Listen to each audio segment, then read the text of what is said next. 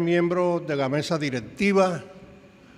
señores académicos, señor doctor José Daniel García, señores periodistas, señores almirantes, señoras y señores. El escritor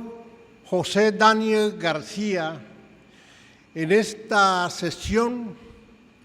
optará por el honor de ser miembro correspondiente de esta institución. Y para ello disertará sobre el juicio, comillas, juicio a Fernando VII y Pablo Morillo por los crímenes de la Nueva Granada, comillas. Una exposición con los indicios característicos de su personalidad de escritor. Este auditorio conoce de sus inquietudes intelectuales como escritor e investigador acucioso, consignados en varios libros de su autoría. Por ello, doctor Daniel, tiene usted sobrados méritos para pertenecer a nuestra institución, en la que estamos seguros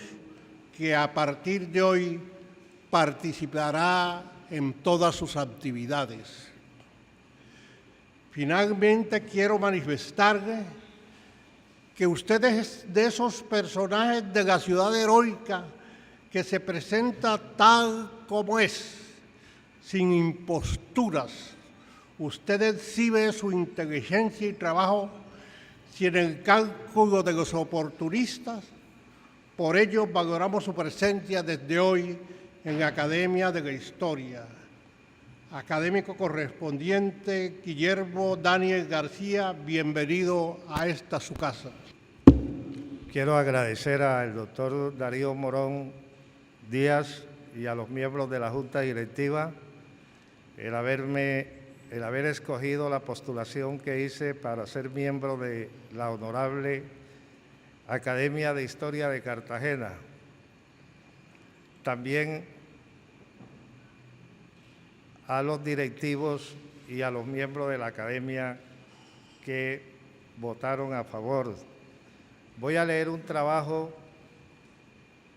que lo he dedicado a la memoria de algunos historiadores que fueron mis profesores, con los cuales estuve muy cercano a ellos cuando estuvieron en la Academia de Historia. Alberto Zabaleta Lombana, Antenor Barbosa Bendaño, Arturo Matson Figueroa, Augusto de Pombo Pareja, Fabio Morón Díaz, Jaime Castelar Ferrer, León Trujillo Vélez, Mario León Echeverría, Roberto Burgos Ojeda y Rodolfo Nieves.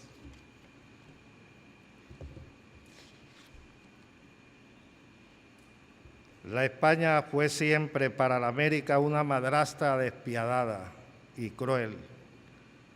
Prólogo del Catecismo o Instrucción Popular de Juan Fernández Sotomayor, sacerdote de Mompox.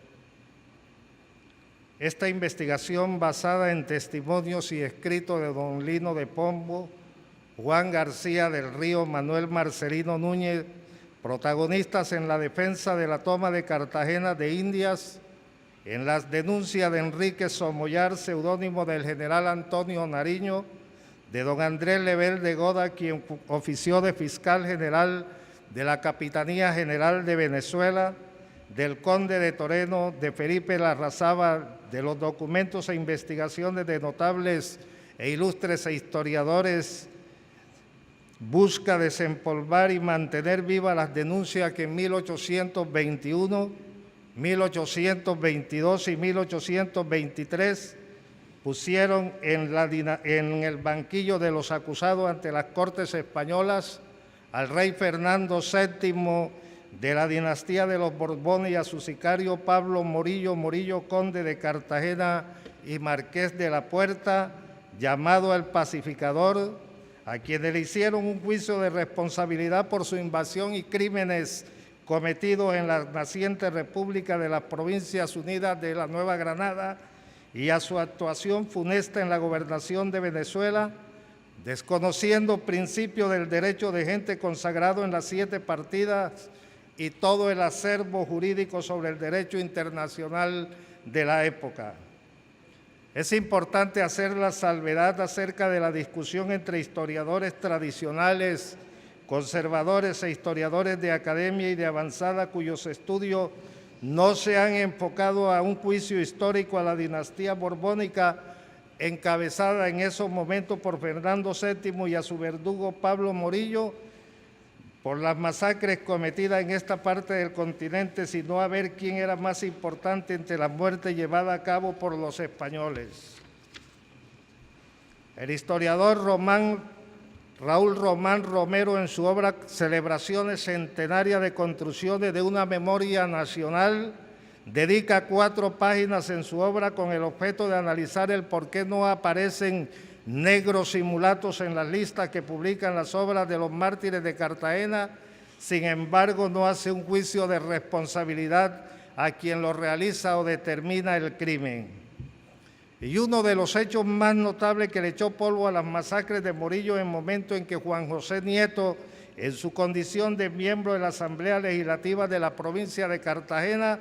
pugnaba por hacer un juicio de responsabilidad a Fernando VII y reivindicar la memoria de los miles de muertos, no solo en Cartagena, sino en el territorio de la nación, fue la expedición que hiciera el 5 de mayo de 1855 el Consejo Municipal de Cartagena al rendir honores a los fundadores de la independencia y declarar mártires a los 9 sacrificados por Pablo Morillo, desconociendo a los cientos de miles de cartageneros y granadinos que participaron en la contienda y murieron a manos del criminal Morillo, defendiendo la independencia de la República de las Provincias Unidas de la Nueva Granada. Sospechosamente, la entidad edilicia ni las posteriores que ha tenido la ciudad heroica jamás se han pronunciado en contra de aquellos nefastos hechos y tampoco han reclamado a la corona española se despoje al criminal Pablo Morillo del título de conde de Cartagena que le fue otorgado en 1819 como una burla a la ciudad heroica por el rey Fernando VII, como premio al sitio, asedio y toma y las posteriores masacres llevadas a cabo en Cartagena y en el territorio de la naciente república. La primera república de las Provincias Unidas de la Nueva Granada, cuya existencia terminó el 29 de junio de 1816, comenzó el 27 de diciembre de 1811 y estaba conformada por 16 provincias con una ideología diferente. Surgieron en esos momentos, en medio de la lucha independentista, las tendencias ideológicas que enfrentarían a los propios granadinos y simultáneamente a esto contra las fuerzas invasoras de las Cortes españolas que arremetieron con sus partidarios palaciegos, unos en el sur y otros en el norte, contra las provincias que pugnaban la autonomía libertaria. Popayán, Riohacha y Santa Marta conformaron un eje realista que pregonaba el regreso de su amado rey Fernando VII al poder, pues estaba tras las rejas debido a la invasión de Napoleón. Por su parte, las provincias de Chocó, Mariquita, Cundinamarca y Santa Fe conformaron el bloque centralista siguiendo las orientaciones del general Antonio Nariño. Las provincias de Antioquia, Cartagena, Casanare, Monpós, Neiva, Pamplona, Socorro, Tunja y Valle del Cauca crearon un bloque federalista contra la dominación española y juraron defender con su vida y su palabra la recién creada nación de las Provincias Unidas de la Nueva Granada. En medio de esas luchas iniciales en que se pugnaba por encontrar el camino a la nacionalidad, Santa Cruz de Monpós se erigió como la vanguardia nacional al proclamar el día 6 de agosto de 1810 la independencia absoluta de España y de toda dominación extranjera. A pesar de que algunos historiadores han puesto en entredicho el movimiento independentista de Monpós, basta leer la defensa de 2 de los 9 mártires ante el tribunal de Morillo, en donde expresan que atacaron a Mompox en 1810 porque declaró su independencia de España. Ese enfrentamiento entre las ciudades cuyos celos venían desde los primeros años de sus fundaciones ha sido considerado como el inicio de las guerras civiles que se darían posteriormente en la nación. Los signatarios de las actas que declaraban la independencia de España, tales como Mompox, Socorro, Cartagena, Cundinamarca, Tunja y Mariquita, conformaron un bloque en contra del régimen de Fernando VII de Morillo. La Constitución Provisional de la provincia de Antioquia, en su proemio en el año de 1812, expresaba: apartamos con honor de nuestra consideración aquellos 300 años de vejaciones, de miserias, de sufrimiento de todo género que acumuló sobre nuestro país la ferocidad de sus conquistadores y mandatarios españoles, cuya historia no podrá leer la posteridad sin admirarse de tan largo sufrimiento, y pasando en silencio, aunque no en olvido, las consecuencias de aquel tiempo tan desgraciado para las Américas. Queremos contraernos solamente a los hechos que son peculiares a esta provincia desde la época de la Revolución Española, y a su lectura el hombre más decidido por la causa de España no podrá resistirse a confesar que mientras más liberal y más desinteresada ha sido nuestra conducta con respecto a los gobiernos de la península, más injusta, más tiránica y opresiva ha sido la de estos contra nosotros. Es necesario afirmar que en el mundo atlántico la palabra impresa ocupaba un lugar central. Esa alma de burócrata del español de sentarse detrás del escritorio, escribir y poner a trabajar a los nativos y negros esclavizados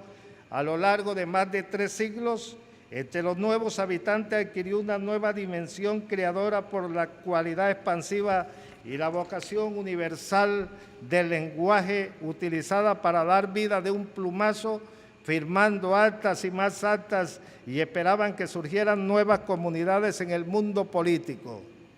Quizás una de las ingenuidades de los pueblos americanos fue que pensaron que los pueblos invasores respetarían las actas de independencia. Una rápida mirada al pasado nos muestra diversos tipos de reuniones, desde asambleas, cabildos coloniales, juntas electas, ayuntamientos constitucionales y congresos en donde se discutía, se analizaba y se proponían todas las formas que la retórica del lenguaje pudiese dar como medio de defensa. Mucho antes de la llegada del criminal Pablo Morillo, la hueste realista de Riohacha, Santa Marta, Popayán y Quito, apoyada por las muchas campañas de sometimiento que enviaron los representantes de la corona agrupados en la Corte y Junta Central de Regencia, hubo enfrentamientos por la defensa de la independencia.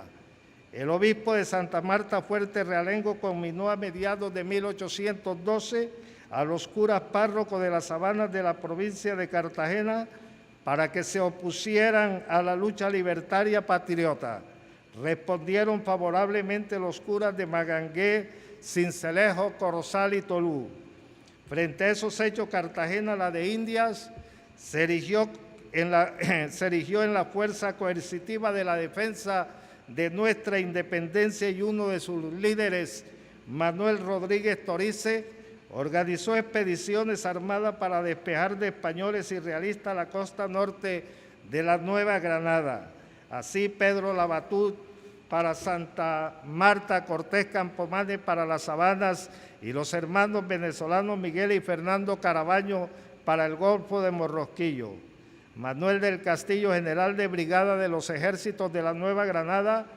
con fecha 29 de mayo de 1815, publica su proclama en los idiomas español, francés e inglés, en la que conmina a todos los habitantes, nativos y forasteros de otras regiones a alistarse para defender la naciente república. De esa época gloriosa de nuestros antepasados en busca de su libertad, es notable la batalla de Arroyo de Mancomuján, El 12 de octubre de 1812, en la famosa batalla del Botón de Leiva, las fuerzas patriotas de Moposa al mando de Pantaleón Germán Ribón derrotan las fuerzas samarias al mando del español Esteban Fernández de León. La batalla de Oveja, en que Cortés y Campomanes derrota por segunda vez a Fernández de Bustillo.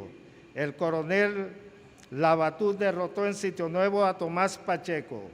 Uno de los hechos que despierta la admiración de aquella época de lucha por la libertad fue el sitio del realista Silvestre Pinzón, natural de Tolú, que el 20 de noviembre de 1812 sitió la ciudad de Cartagena. Hubo batallas en Cispatá, donde Miguel Caraballo derrotó a Tomás Pacheco. Los hermanos Caraballo, en compañía del español patriota Rafael Tono y José Padilla, liberaron la región del Sinú. Mientras en España, en ese interregno en que Fernando VII estuvo preso, se crearon juntas de regencia a las que se invitaron ilustres granadinos para que expusieran sus inquietudes y a las que nunca dejaron entrar a los recintos. Desde 1810 se reunían en Cádiz con el carácter de generales y extraordinarias y sancionaron y publicaron el 19 de marzo de 1812 una nueva constitución de la monarquía española. Con el regreso de Fernando VII al poder, después del Tratado de Valencia firmado el 11 de diciembre de 1813 con Napoleón, también regresó el absolutismo y la arremetida criminal contra las Provincias Unidas de la Nueva Granada, en especial contra Cartagena. En Valencia, como lo que era un tirano y déspota, expidió en aquella ciudad el famoso decreto del 4 de mayo de 1814, que fue apoyado por el manifiesto de los persas, un colectivo de 69 diputados absolutistas, en virtud de la cual anuló las Cortes, la Constitución y las leyes secundarias que tenían el mismo origen. Respecto a la Constitución española de 1812, dijo que era una réplica de la Constitución francesa de 1891. En vez de un rey, dijo, lo habían dejado como un jefe político o magistrado. Fernando VII inició la persecución a liberales, restauró el abolido Tribunal de la Inquisición, atacó las logias, gravó con impuestos, confiscó bienes y eliminó toda norma que fuera en contra de la Constitución de 1763. Esta situación en la misma España ocasionó el levantamiento de Pamplona, La Coruña, Madrid, Barcelona, Valencia y Cádiz. El 1 de julio de 1814, Pablo Morillo, llamado el León de Sampayo y el Cosaco de Wellington, fue escogido entre 37 comandantes para comenzar la reconquista de América con tropas orientadas a la restauración monárquica de Venezuela y la Nueva Granada. Con el mismo propósito fue designado Pascual de Liñán, quien iría a México para darle apoyo a las fuerzas de Calleja. La expedición de Morillo tenía como segundo al mando el brigadier de la Armada Española, Pascual Enrile, natural de La Habana, y los subalternos Francisco Salazar, José de Sala, Alejo Gutiérrez de Rubalcaba y Ramón Eulate, e inició su marcha a América el 19 de febrero de 1815, de un prolongado acuartelamiento de más de 90 días.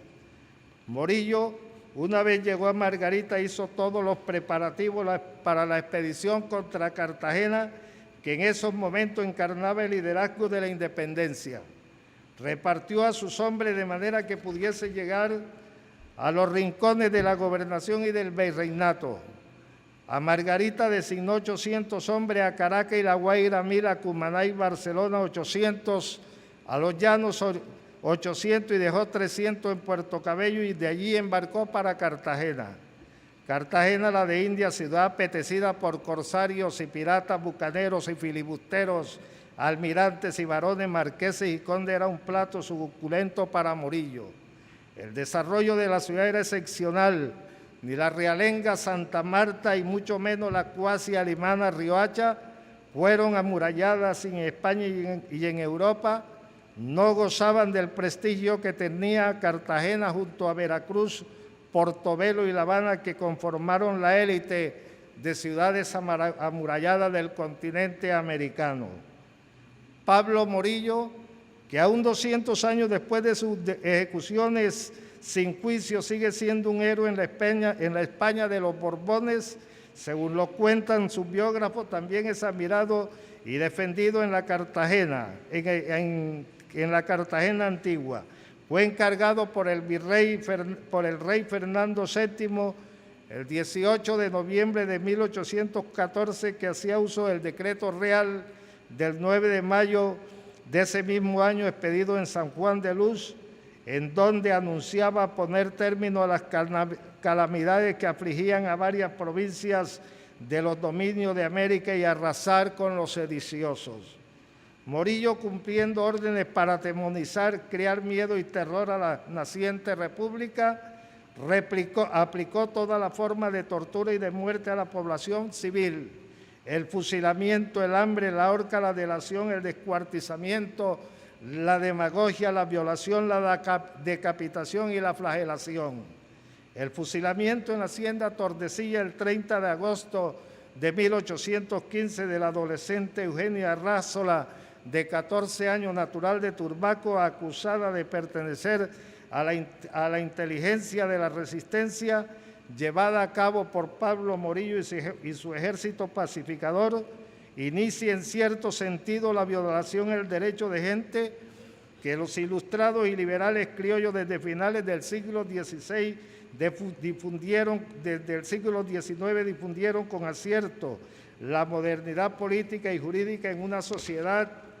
hasta esos momentos cerrada en torno al dogma impuesto por la corona española y la Iglesia católica. Cabe anotar que aún subsiste el temor reverencial frente a Morillo, a quien historiadores de academia en sus obras sobre este criminal lo llaman con admiración y mucho respeto el general pacificador don Pablo Morillo. En el mes de julio del 2010, el portal de la Alta Consejería para el Bicentenario de la Independencia de la Presidencia de la República de Colombia mostró la imagen de don Pablo Morillo como el personaje del mes. El espíritu exterminador y sanguinario del llamado pacificador en esa larga época de reprobación universal, si no se conociera bien la historia de la independencia, podría colegirse por el solo pasaje siguiente de la proclama de Morillo el 15 de diciembre de 1815. Aconsejando a los pueblos de la América la sumisión al rey, decía: de lo contrario, lo más común, una vez desenvainada la espada, es quemar los pueblos, degollar sus habitantes, destruir el país, no respetar sexo ni edad y, en fin, ocupar el puesto del pacífico labrador y hallar en vez de sus dulces costumbres un feroz guerrero ministro de la venganza de un rey irritado. Tomada Cartagena el 6 de diciembre de 1815, después de soportar el asedio y sitio durante 108 días, Morillo dividió sus fuerzas invasoras para adentrarse al territorio de la naciente República de las Provincias Unidas de la Nueva Granada en 4 columnas. El regimiento Victoria, al mando del coronel Sebastián de la Calzada, compuesta de artillería volante avanzando por Barinas y compuesta de 1000 hombres, entraría a Cúcuta y luego a Ocaña. El brigadier Pedro Luis de Porras salió con 1000 hombres rumbo a Monpós, apoderarse del río Magdalena y cortar cualquier apoyo que llegara por esa vía a la ciudad heroica y también por la vía de Corozal. Inmediatamente que Porras llegó a su destino, marchó el capitán de húsares, el ejército criminal del rey Fernando VII, al mando de Vicente Sánchez de Lima, con dirección a la Sabana, llevando 150 infantes y 50 húsares. Del cuartel general de Tordesillas salieron también los tenientes coroneles Arces y Machado, el capitán Julián Bayer, con el objeto de ocupar a Tolú, el Zapote y toda la costa de Sotavento, de donde podrían venir algunas provisiones a Cartagena. Con la caída de Cartagena, la primera plaza fuerte de la naciente república y centro de comunicación más importante de la época, el pavor y el miedo se apoderó de la gente. Con mayor razón cuando Morillo entró a la ciudad de Cartagena de Indias y creó 3 consejos o tribunales de bolsillo, todos presididos por él. El Consejo de Guerra Permanente, que tenía por objeto juzgar a los patriotas y evitar que escapasen del cadalso. El Consejo de Purificación o Tribunal Militar, ante el cual debían presentarse los que estaban menos comprometidos en la revolución. A estos se les aplicaban medidas más benignas como el destierro o el servicio en las tropas del rey. Y la Junta de Secuestros, encargada de confiscar y arrebatar los bienes de los acusados. A las quejas y al llanto de la familia por la pérdida de sus seres queridos y de sus bienes, Morillo respondía: vuestros padres, vuestros hijos, hermanos o esposos han sido traidores al rey y por tanto deben perder sus bienes y sus vidas. Morillo instaló su cuartel criminal en Cartagena el 7 de diciembre de 1815 y salió para Mompox el 20 de febrero del 2016. Los cuadros dantescos de aquellos días en que el criminal Morillo aplicó todas las formas indebidas contra la población civil. Ninguna ciudad en el mundo, ni aun en nuestros días, ha soportado tanto dolor e ignominia como Cartagena.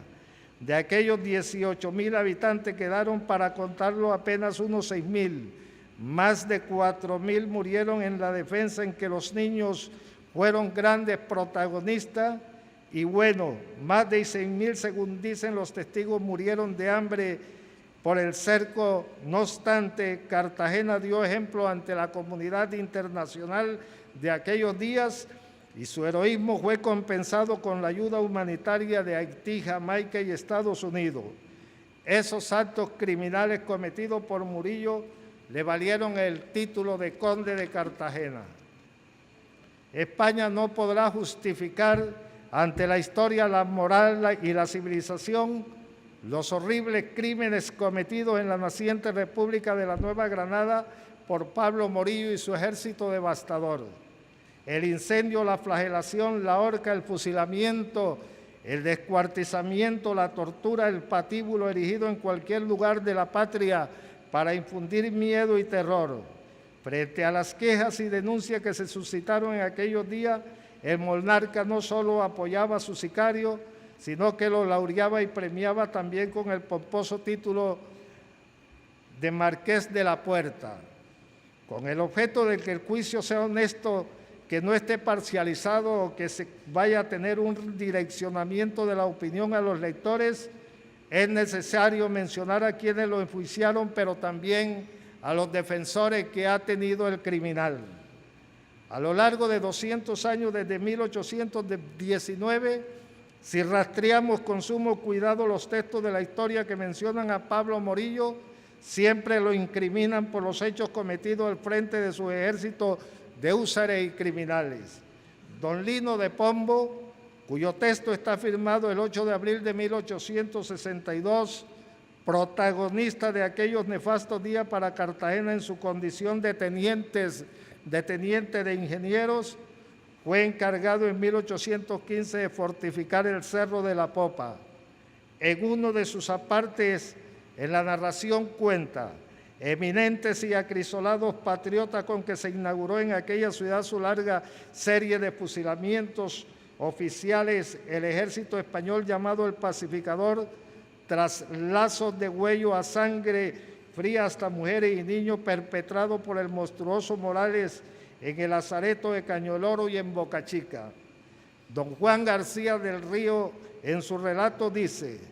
la expedición de Morillo se componía de 7 a 8 mil hombres que venían en 56 buques, algunos de guerra y otros de transporte. En Santa Marta, la ciudad que mantenía resentimiento contra Cartagena por la guerra que había enfrentado a patriotas y realistas, reunió buques menores y todo lo necesario para el bloqueo. Morillo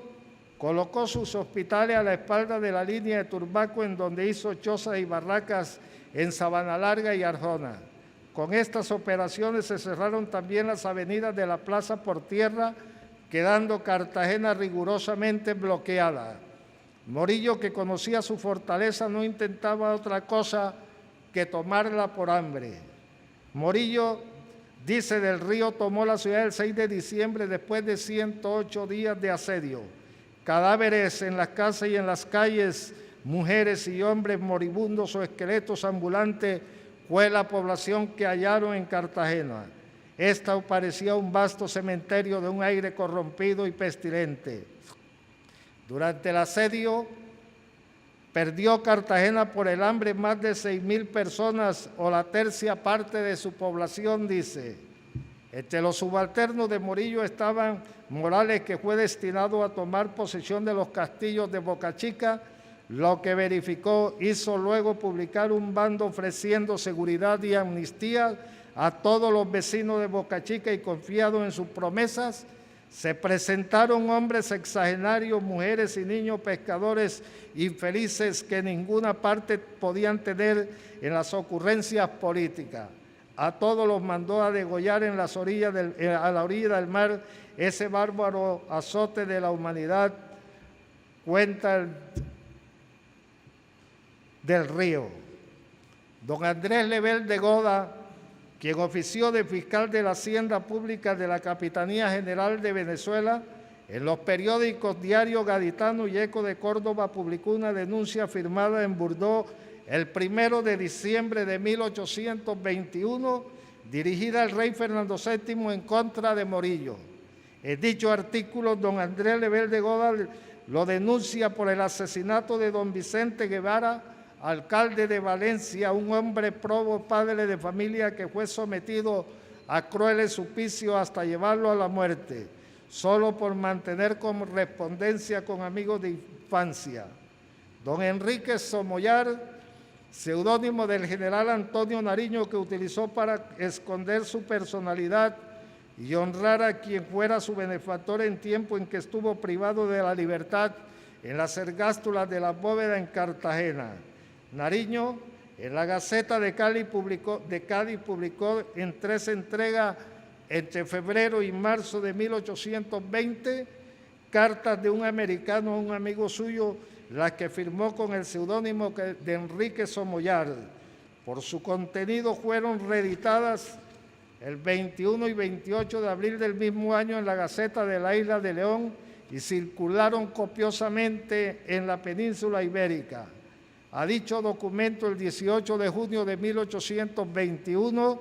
dio respuesta con el título de manifiesto que hace a la nación española el teniente general don Pablo Morillo, conde de Cartagena, marqués de la Puerta y general en jefe del ejército expedicionario de Costa Firme. Decía Somoyar: ¿de qué le sirve a los americanos que se borre en el código sagrado el nombre de colonias que se llamen las Américas parte integrante y que se les dé un representante por cada 500,000 almas, si en lugar de ver a Sámano y a Morillo entregado a la indignación y al justo castigo que merecen por sus atroces y bárbaros asesinatos, ven por el contrario que se les mandan nuevos auxilios para que continúen saqueando y devastando aquellos lugares infortunados? Quizás uno de los hechos más notables de ese periodo nefasto fue la muerte de Francisco José de Caldas, cuyo nombre se encuentra en la cima de los científicos no solo nacionales sino continentales. Combatiente en Antioquia a las órdenes del valiente general momposino Juan B. del Corral, cayó preso en la batalla de la Cuchilla del Tambo. Llevado a Bogotá, fue condenado a muerte por Morillo y su sentencia fue cumplida a cabalidad por Enrile. El crimen del eminente sabio lo han querido ocultar, convirtiendo en anécdota su crimen con la frase del cubano Villabrille: España no necesita sabios. Solo a partir de 1920, cuando se publica la obra póstuma del madrileño Antonio Rodríguez Villa, el teniente general don Pablo Morillo, primer conde de Cartagena, marqués de la Puerta, que podría tenerse como la defensa a los crímenes de lesa humanidad cometidos por el criminal de Fuenteseca. El volumen 14 de la revista Biblioteca del Ejército de 1961, con la firma del mayor general Jorge Mercado, inserta un artículo titulado Campaña de invasión del teniente general don Pablo Morillo, que había sido publicado el 20 de abril de 1918 en la revista número 1831 del Estado Mayor General de la República de Colombia. En una parte dice: esta campaña, escribe el autor, infausta para las armas de la República, es sumamente fecunda en enseñanzas militares. Demuestra como ninguna influencia que en la guerra tiene la personalidad del jefe y el espíritu de la tropa,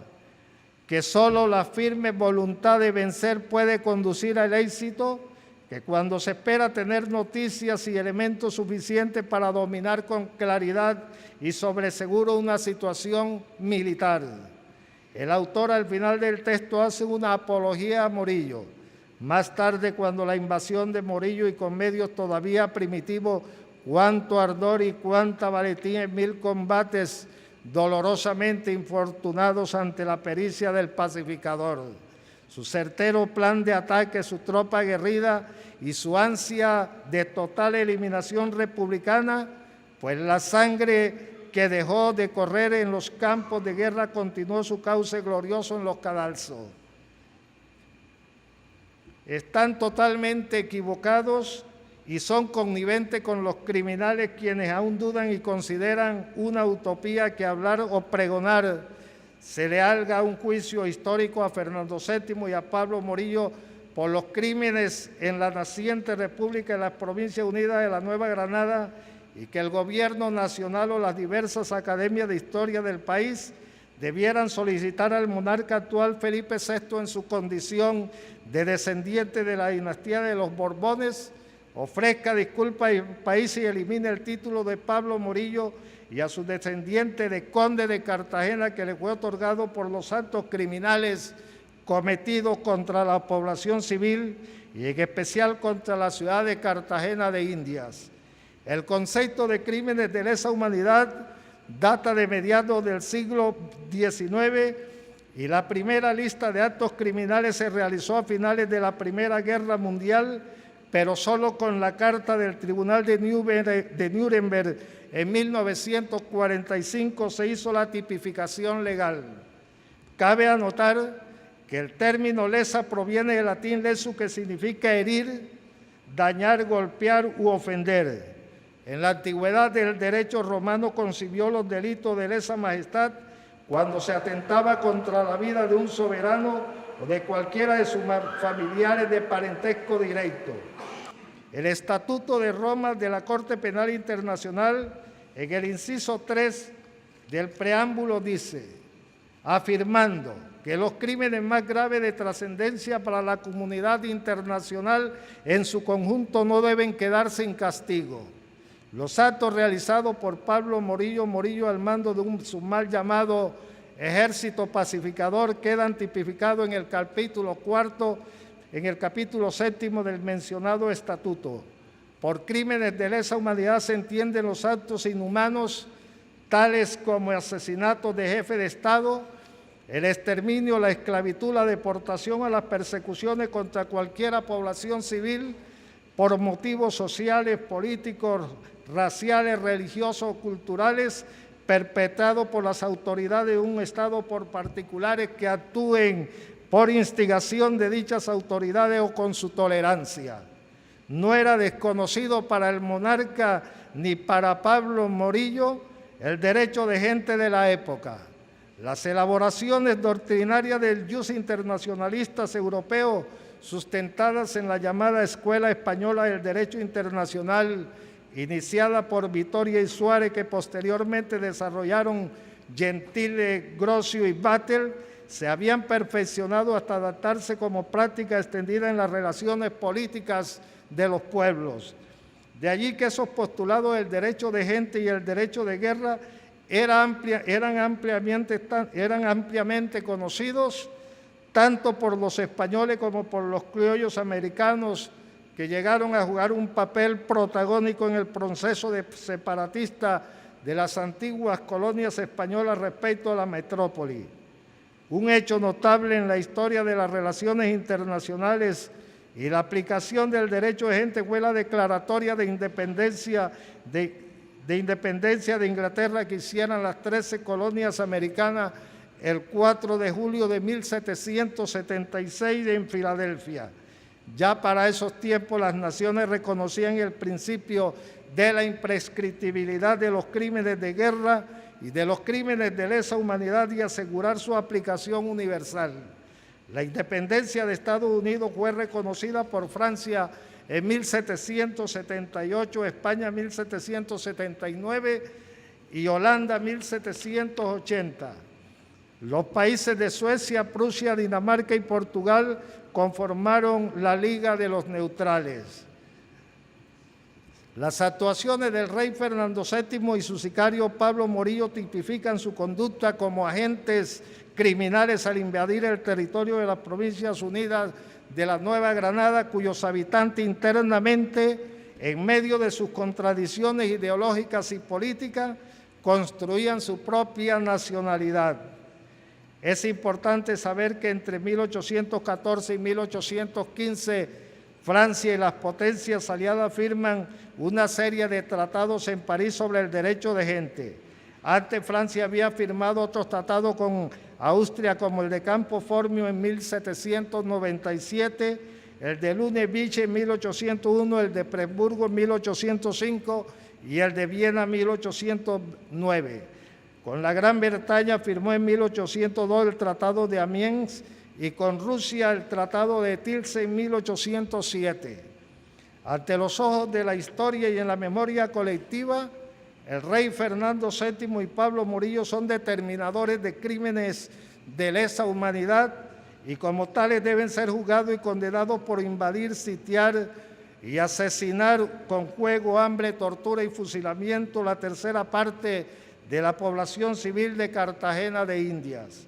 La tortura y el fusilamiento de Antonio Villavicencio, Camilo Torres Tenorio, Jorge Tadeo Lozano, José Custodio García Rovira, José Joaquín Camacho, José Apolinar Mejía y Gutiérrez del Área, Manuel Bernardo Álvarez, Manuel Rodríguez Torices y Quirós, 9 presidentes constitucionales de la naciente República de la Nueva Granada, ameritan por sí solo un juicio. También son culpables de dejar una estela de sangre y muerte en las poblaciones y ciudades como lo fueron Angostura, Bogotá, Buga, Charalá, Chita, Chocontá, Cúcuta, Facatativá, Girón, La Mesa, Lérida, Lorica, Magangué, Málaga, Malambo, Monpós, Natagaima, Neiva, Ocaña, Popayán, Pores, San Andrés, Isla, Socorro, Sogamoso, Tumaco, Tunja, Turbaco, Ubaté, Villa de Leyva, Villeta y Zipaquirá. Antes de terminar, quiero recordar lo que dije al principio de que no soy el primero y tampoco seré el último que trata de poner en el banquillo de los acusados a Morillo y a Fernando VII. Ya en 1821, 22 y 23, en las Cortes Españolas le habían hecho un juicio de responsabilidad por sus crímenes sin fórmulas de juicio en la República de las Provincias Unidas de la Nueva Granada y en la gobernación de Venezuela. Así como algunos jerarcas de la Iglesia y notables presidentes han ofrecido disculpas a los países que han lesionado sus antepasados, es necesario que el rey Felipe VI, en su condición de heredero de la dinastía de los Borbones, ofrezca disculpas al país por los crímenes de su pariente Fernando VII y después del título de conde de Cartagena, el criminal Pablo Morillo, el que ganó con la sangre derramada de las venas de nuestros ancestros. De no reclamarle, al señor Felipe VI ofrezca disculpas al país y después a los herederos del criminal Pablo Morillo del título honorífico otorgado en 1819 por Fernando VII, las almas de los valientes luchadores y de las heroínas de la patria seguirán penando y reclamándonos cada día de nuestras vidas. Es el momento de que se honre y se respete la memoria de nuestros valientes luchadores. Muchas gracias. Académico, ¿jura usted ante Dios y la Honorable Academia de la Historia de Cartagena de Indias, cumplir con los estatutos de esta corporación, defenderla y propender por su engrandecimiento. Si así lo hicieres, que Dios, que la Academia se lo premie, y si no, que ella lo sancione.